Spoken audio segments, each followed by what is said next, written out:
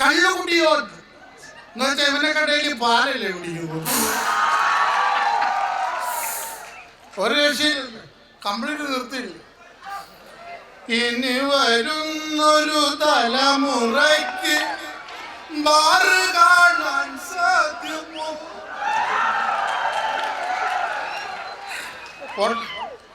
പിണക്കോ ഞാൻ ഈ സർക്കാരിനോട് കൂട്ടുവിട്ട് അല്ലെ നമ്മൾ ചേട്ടോ ഇന്ന് ഈ ജംഗ്ഷനിലായിരുന്നു, ഇന്നലെ അപ്പുറത്തെ ജംഗ്ഷനിലായിരുന്നു. ഒരു തരത്തിലും മനുഷ്യനെ ജീവിക്കാൻ സമ്മതിക്കരുത്. കള്ളു കുടിച്ച് പുറകെ നടന്ന് ശല്യം ചെയ്തോണം.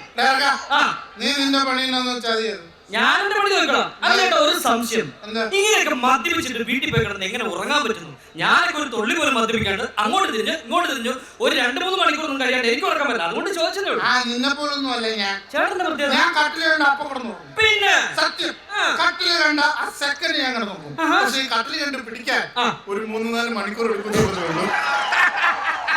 അതെ, ഞാനൊന്ന് ചോദിക്കട്ടെ, ഇങ്ങനെയൊക്കെ മദ്യപിക്കുന്നോണ്ട് ചേട്ടന് എന്ത് ഗുണമുള്ളത്? എന്റെ പൊന്നുമക്കളെ എനിക്ക് 2 ഗുണമല്ലേ ഉള്ളൂ. എന്റെ ഗുണം? ഒന്നാമത്തെ ഗുണം പാമ്പ് കൊത്തത്തില്ല. അയ്യോ അതെങ്ങനെ? അത് പറഞ്ഞു തരാം. ഈ സാധനം എടുത്തു കഴിഞ്ഞാൽ പിന്നെ നമ്മുടെ റൂട്ട് എങ്ങനെയാണെന്ന് അറിയോ? ഇല്ല.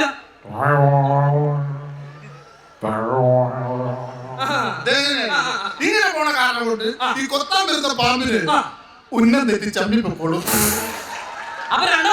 രണ്ടാമത് ഗുണം പറഞ്ഞാൽ തലമുടി നരക്കത്തില്ല. അതിനു മുമ്പ് നമ്മൾ തട്ടിപ്പോകത്തില്ല. ചേട്ടാ അതൊക്കെ പോട്ടെ, ഈ കള്ളു കുടിച്ചാൽ വീട്ടിൽ ചെന്ന് ഒച്ചയും വെള്ളം ഉണ്ടാക്കുന്നത് പോട്ടെ, ഈ കള്ളു കുടിച്ചാൽ ഈ നാട്ടുകാരായിട്ട് എന്തിനാ വഴക്കുണ്ടാക്കുന്നത്? കഴിഞ്ഞ ദിവസം കണ്ട ആ പുത്തമ്പരുടെ ജോമാനായിട്ട് ആ റോട്ടിൽ കിടന്ന് ഏതാണ്ടൊക്കെ വെള്ളം ഉണ്ട്. എന്ത് ചേട്ടാ കഷ്ടമല്ലേ? എടാ പുത്തമ്പരുടെ ജോമാനെ തെരുവിളിക്കുമല്ലേ ചെയ്തത്? പിന്നെ അവനെ കാലവാരി നിലത്തടിച്ച് കൊല്ലണം. അവനെന്താ ചെയ്തെന്ന് എന്റെ അപ്പം മരിച്ചു വന്നപ്പോ അവൻ എന്നോട് ഒന്നിച്ച് പറഞ്ഞു, നീ സങ്കടപ്പെടണ്ട, നിനക്ക് അപ്പനെ കാണുന്നു തോന്നുന്നു മിറ്റത്തിറങ്ങി ആകാശത്തേക്ക് നോക്കിയാൽ മതി, നിന്റെ അപ്പൻ നക്ഷത്രമായിട്ട് ഉദിക്കുന്നു. ആണല്ലോ. കഴിഞ്ഞ ദിവസം അപ്പനെ കാണുന്നുള്ള ആഗ്രഹം മൂത്തിട്ട് ഞാൻ വീടിന്റെ മുറ്റത്തേക്ക് ഇറങ്ങി ആകാശത്തേക്ക് നോക്കിയപ്പോ 1 കോടി നക്ഷത്രം. അപ്പൊ അവൻ എനിക്ക് ഒത്തിരി അച്ഛനുണ്ടെന്നല്ലേടാ പറഞ്ഞത്. അവനെ കാലവാരി നിലത്തടിക്കട്ടെ. എന്നെ ശല്യം ചെയ്യാൻ ഞാൻ എന്തെങ്കിലും കാണിച്ചോട്ടെ, ഒന്നും മിണ്ടാതി. നീ കാണിക്കും. പ്രിയമുള്ളവരെ എന്നെ ഒന്ന് ശ്രദ്ധിച്ചോട്ടെ. അതെ, ചിലപ്പോ പുള്ളി കാണാതെ പോലെ.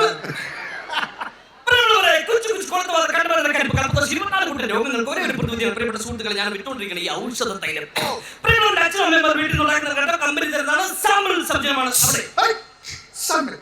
ഇവിടെ സാമ്പിൾ ചോദിച്ചു വാങ്ങിച്ചിരിക്കുകയാണെങ്കിൽ പ്രായക്കാർക്ക് കഴിക്കാവുന്ന നല്ലൊരു മരുന്നാണ്. 9 ദിവസം പ്രായമുള്ള അപ്പച്ചൻ അല്ലെങ്കിൽ 2 ദിവസം പ്രായമുള്ള അമ്മച്ചി ശ്വാസം എടുക്കാൻ ബുദ്ധിമുട്ടുന്ന സമയത്ത് നമ്മൾ വേറെ ഒന്നും ചെയ്യേണ്ടത് 2 തുള്ളി ഒരു വാരിക്ക് ഇങ്ങനെ ചീറ്റിച്ചു കൊടുക്കുക. പിന്നെ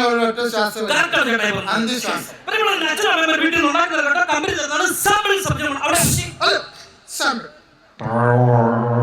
രണ്ടാമത്തെ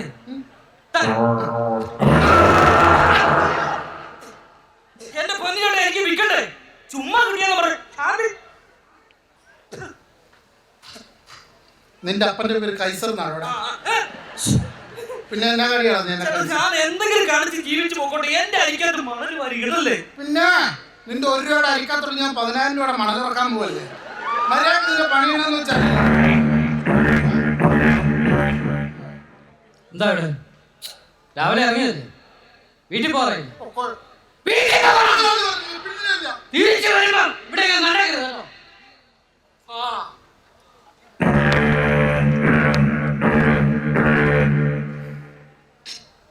അപ്പൊ ഇത് ആരാന്നറിയോ? ഇല്ല, എന്റെ മോനാ. പണ്ട് ഞാൻ ഒക്കത്തിരുത്തി വളർത്തിയത്. ഇപ്പൊ അവനെ ഒക്കുന്നിടത്തൊക്കെ ഇരുത്താൻ നോക്കാണ്. നമ്മളെന്ത് ചെയ്യും? മക്കളിങ്ങനെ ആയി കഴിഞ്ഞു.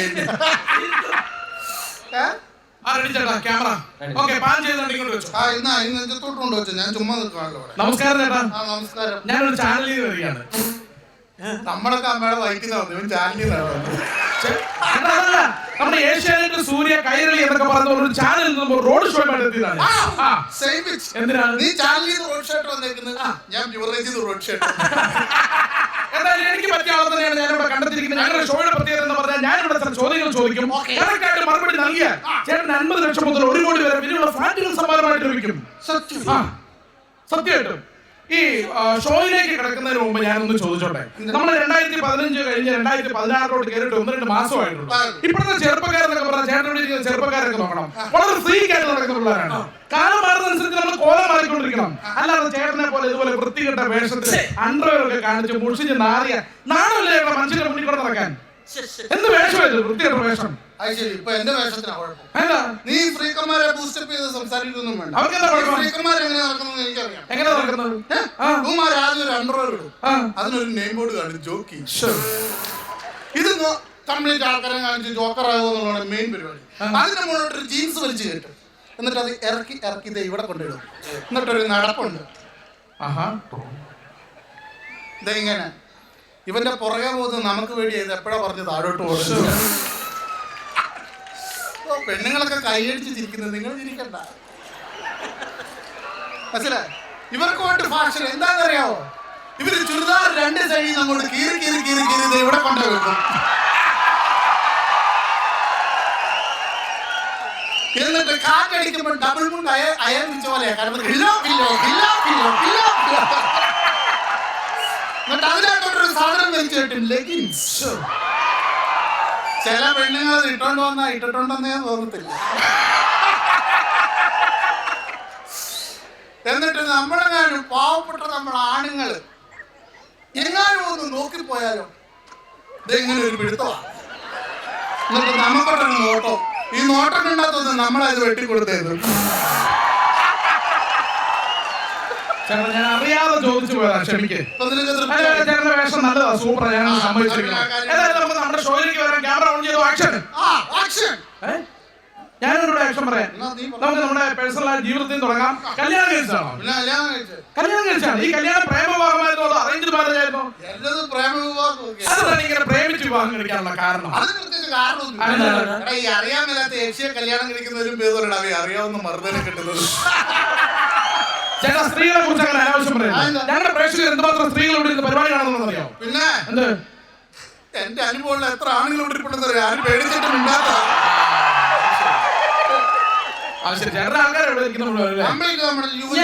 ഞാനൊരു ചെറിയ സംശയം ചോദിച്ചോട്ടെ. നമ്മുടെ നാട്ടിലെ കല്യാണം കഴിഞ്ഞ സ്ത്രീകൾ നെറ്റിയിൽ സിന്ദൂരം ഇട്ട് കാണാറുണ്ട്. സത്യത്തിൽ എന്തിനാണ് ഇങ്ങനെ സിന്ദൂരം ഇടുന്നത്? അത് ഭയങ്കര ചോദ്യമാണ്. നമ്മുടെ സമൂഹത്തിൽ ഇന്ന് വരെ അറിയാത്തൊരു സംഭവം.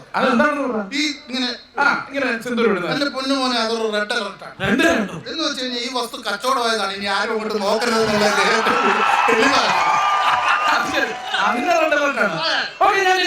ചോദ്യത്തിലേക്ക് വരാൻ പോകുന്നത് അതിന് കറക്റ്റായിട്ട് മറുപടി നൽകിയ ചേട്ടന് ഒരു 10 പോയിന്റാണ് ഷോയിൽ ലഭിക്കാൻ പോകുന്നത്. നമ്മുടെ ആദ്യ രാത്രിയും അവസാന രാത്രിയും തമ്മിലുള്ള വ്യത്യാസം എന്താണെന്ന് പറയാമോ? What is the difference between first night and last night? Educated family, very nice. ചേട്ടാ, മലയാളത്തിൽ പറഞ്ഞു തരാം. ആദ്യ രാത്രിയും അവസാന രാത്രിയും തമ്മിലുള്ള വ്യത്യാസം ശ്രദ്ധിച്ചു കേട്ടോ. ഈ ആദ്യ രാത്രി എന്ന് പറയുമ്പോ നമ്മൾ പൂവൊക്കെ ഇങ്ങനെ ഇട്ട് അതിന്റെ മുകളിൽ കിടന്നു. ഓക്കെ. അവസാന രാത്രി എന്ന് പറയുമ്പോ നമ്മൾ കിടക്കും, പൂ വരുന്നവരും പോകുന്നവരും. 10 പോയിന്റ് ലഭിച്ചിരിക്കുകയാണ്. 10 പോയിന്റ്. ഇനി നമ്മൾ ചേട്ടന്റെ ഹോബികളിലേക്ക് കടന്നു വരാൻ പോകും. എന്താണ് പ്രധാനപ്പെട്ട ഹോബികൾ? ഹോബി പറയുമ്പോ നേരത്തെ ഉണ്ടായിരുന്നു. ഈ ഹോബി ഞാൻ പറയുമ്പോൾ ടി വി കാണിക്കുമ്പോ അതിന്റെ താഴെ കുട്ടികൾ ഇത് അനുകരിക്കരുത് തീർച്ചയായിട്ടും എഴുതി കാണിച്ചിരിക്കും. നമ്മുടെ പഴയ ഇരുമ്പാണി അതിങ്ങനെ പ്ലഗിനകത്ത് കുത്തി വെച്ചിട്ട് സ്വിച്ച് ഓൺ ആക്കിയിട്ട് ഞാനിങ്ങനെ പിടിച്ചോണ്ട് പോകും. നേരത്തെ ഇരുമ്പ് കമ്പി അതിന്റെ ദേഹം മുഴുവൻ ഇങ്ങനെ ചുറ്റുമായിരുന്നു. എന്നിട്ട് അതിന്റെ 2 പ്ലഗിനകത്ത് കുത്തിയിട്ട് സ്വിച്ച് ഓൺ ആക്കിയിട്ട് ചുമ്മാ ചിരിച്ചു നിൽക്കും. ചേട്ടാ, അതിഭീകരം അതിഭയാനകമായ ഹോബി. ചേട്ടൻ ഇപ്പോഴും ഈ ഹോബി ഇങ്ങനെ തുടർന്ന് പോകാറുണ്ട്. വീട്ടിൽ കറണ്ട് കിട്ടിപ്പോകുന്നത്. അത് ശരി. അപ്പൊ കറണ്ടില്ലായ്മയാണ് കാണിച്ചോണ്ടിരുന്നത്. ചേട്ടാ, ഞാൻ ഉദ്ദേശിച്ച ഹോബി ഇതല്ല. പാട്ട്, ഡാൻസ്, മിമിക്രി, കലാപരിപാടികൾ എന്തെങ്കിലും ഉള്ളതാണ് ചോദിച്ചത്. മതി, പാട്ട് പാടി ഞങ്ങളുടെ പ്രേക്ഷകർക്ക് വേണ്ടി 2 ലൈൻ ചെറുതായിട്ടൊന്ന് മൂളിയാം. നിങ്ങളുടെ അസോസിയേഷന് വേണ്ടി നിങ്ങളുടെ അസോസിയേഷൻ പാട്ട് ഞങ്ങളൊരു പാരഡി പാട്ടുണ്ടാക്കി പാടിക്കും. 1 2 3 സ്റ്റാർട്ട്. പിച്ചു വേണ്ട, പിച്ചു വേണ്ട. പിച്ചു കൊടുത്തല്ലേ. വാറ്റു വീണ മണ്ണിൽ നിന്നുയർന്നു വന്ന ബ്രാൻഡുകൾ യുവറേജിൽ 100 പേരിലായി പിറക്കവേ ആർത്തിമൂത്ത് അന്തിയായ യുവിലൊന്നി നിൽക്കണം. ആയിരങ്ങൾ നൽകി നമ്മൾ വഴിയിൽ വീണുറങ്ങൽ. സൂപ്പർ. നല്ലൊരു കൈ പാടായിരുന്നു. കാണിച്ചു പോയാലോ? ആൾക്കാർ കൈയടിച്ചത് കണ്ടോ? അറിയോ? പെട്ടെന്ന് കയ്യടി കിട്ടപ്പോ എനിക്കൊരു ലജ്ഞ. ചുമ്മാ ഒരു രസം. ഓ അത് ശരി. എന്തായാലും പാട്ട് സൂപ്പർ ആയിരുന്നു, അടിപൊളിയായിരുന്നു. 1-2 സ്ഥലങ്ങളൊക്കെ പോയായിരുന്നു. അയ്യോ 1-2 സ്ഥലമല്ല, പിന്നെ 3 സെന്റ് സ്ഥലവും ഒരു പെരയെ പോയി. എങ്ങനെ? കള്ളു കുടിച്ചിട്ട്. ഞാൻ ഈ പരിപാടിക്കകത്തൊക്കെ ജഡ്ജസ് പറയുന്ന പോലെ ഒന്ന് പറഞ്ഞു പോയതാ. നമുക്ക് എന്തായാലും അടുത്ത റൗണ്ടിലേക്ക് പോകാം. അടുത്ത റൗണ്ട് എന്ന് പറഞ്ഞാൽ ടങ് ട്വിസ്റ്റർ റൗണ്ട്. എന്ന് വെച്ചാൽ നാല് കൊടുക്കുന്ന കുറച്ച് സംഭവങ്ങൾ ഞാൻ പറയും. ചേട്ടൻ അത് ഞാൻ പറഞ്ഞു കഴിയുമ്പോൾ സ്പീഡിൽ എന്നോട് തിരിച്ചു പറയണം. റെഡിയാണല്ലോ? ഞാൻ പറഞ്ഞു കഴിഞ്ഞാൽ സ്പീഡിൽ എന്നോട് തിരിച്ചു പറയണം. Okay, ready, 1, 2, 3 start. കലകൾ തുടങ്ങുമ്പോൾ അരുവിൽ അല്ലെങ്കിൽ ഒരു മുടി ഒരു മുടങ്ങാം. നീ പകപോക്ക് ആണല്ലേടാ. എന്റെ ചേട്ടാ ഇത് പകയുടെ പ്രശ്നമൊന്നുമില്ല. ഞാൻ പറഞ്ഞു ചേട്ടാ സ്പീഡിൽ എന്നോട് തിരിച്ചു പറയണം. Tongue twister. ഒരു കാര്യം ചെയ്താൽ ദൈവം ഇതുപോലത്തെ കുറെ സാധനങ്ങൾ പറഞ്ഞിട്ടില്ല. നീ എന്ന് പറഞ്ഞു ആരായാലും എനിക്ക് കുഴപ്പമില്ല. എന്റെ പരിപാടി മുന്നോട്ട് കൊണ്ടുപോയാൽ ഞാൻ പറയുന്നത് സ്പീഡിൽ തിരിച്ചു പറയണം. Okay okay, ready, 1, 2, 3 start. കലകൾ തുടങ്ങുമ്പോൾ അരുവിൽ അല്ലെങ്കിൽ ഒരു മുടി ഒരു മുടങ്ങാം.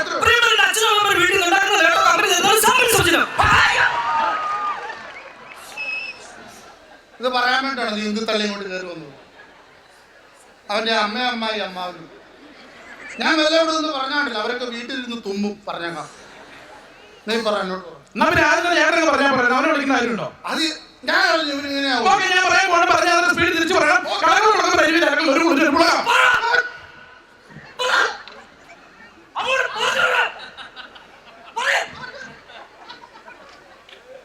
നിന്റെ താക്കോലുണ്ട്. ഇവന് ജന്നി കളയുന്നത്. അവന്റെ കരാട്ടയും കുംഫും. ഈ ചോദ്യം ഇവനോട് ചോദിച്ചാൽ പട്ടിയോട് ചോദിച്ചോട് ചോദിച്ചു വരും. അപ്പൊ ചേട്ടൻ വളരെ സിമ്പിൾ ആയിട്ടുള്ള ഒരു സാധനം പറയാം. ഞാനത് പറഞ്ഞു കഴിഞ്ഞാൽ സ്പീഡിൽ എന്നോട് തിരിച്ചു പറയണം. Ready, 1, 2, 3 start.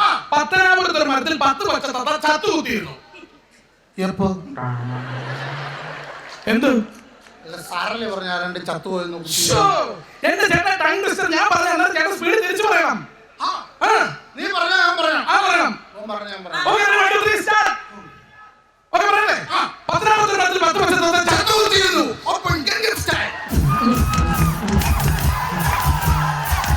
ചേട്ടാ എന്റെ കൂടെ അല്ല പറയണ്ടത്, ഞാൻ പറഞ്ഞതിന് ശേഷം വേണം പറയാൻ.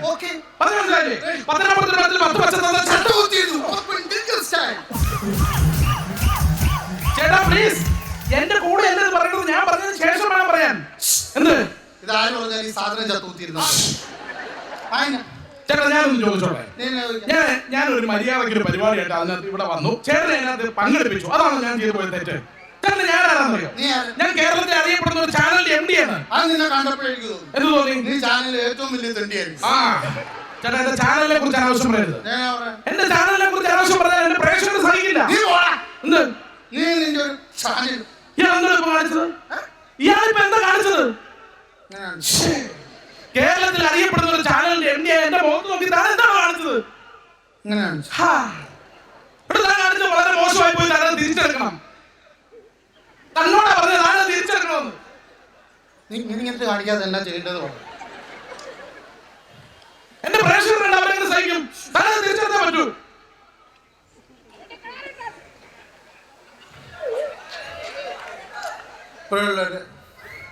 ഈ പുള്ളിയുടെ മുഖത്ത് നോക്കി ഞാൻ അറിയാതെ തമാശക്ക് അത് ലോകത്തിലെ ഏറ്റവും വലിയ ചീത്തയാണെന്നാണ് ഈ പുള്ളി പറയുന്നത്. അത് നമ്മൾ തിരിച്ചെടുക്കാൻ പോവാണ്. Sorry sir.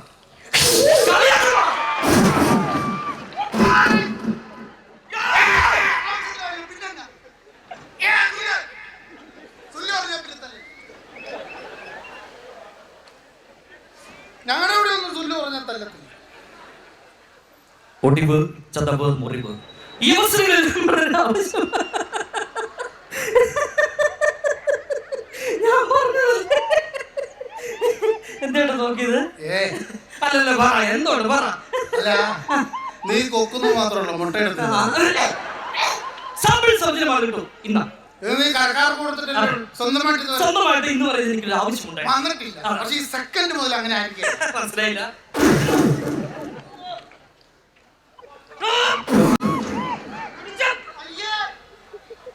അവനോട് പറഞ്ഞാൽ സോറി.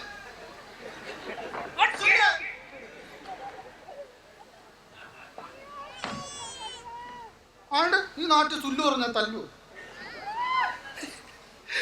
ഒറ്റയടിക്ക് കിളി പറഞ്ഞു പോയത്. അപ്പുറത്ത് സാറിന് ചെറുതൊഴിച്ചു വെച്ചിട്ടുണ്ട്. അതടിക്കാൻ പോകണമെന്നുണ്ടെങ്കിൽ ഇപ്പൊ അവിടെ